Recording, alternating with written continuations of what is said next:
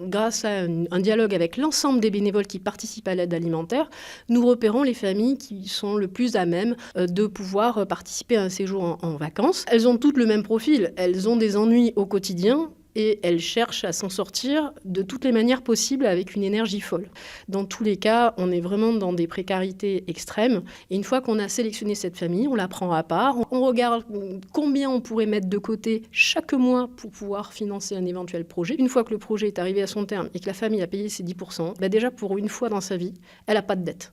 Elle a réussi le challenge. Donc déjà, ça, c'est une première victoire. Reprendre confiance en soi avant même de partir en vacances.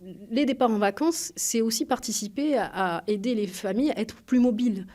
Parfois, on leur apprend à acheter un billet de train. Elles n'ont jamais pris le train. Ce que j'aime dans les vacances, c'est que ce n'est pas les vacances en tant que telles qui procurent le plus de bonheur. C'est la préparation, c'est le fait de rêver, d'en parler avec les enfants, de ressouder les enfants autour du projet. C'est de le vivre, bien sûr, mais ça dure qu'une semaine. Et après, on en entend parler pendant des mois et des mois. Ça dure très longtemps, les vacances dans la tête. La famille se sent comme tout le monde, elle est partie comme tout le monde. Ça ne solutionne pas tout, évidemment. Ce n'est pas non plus la solution miracle. Ça crée quelque chose, un plus autre que le départ en vacances.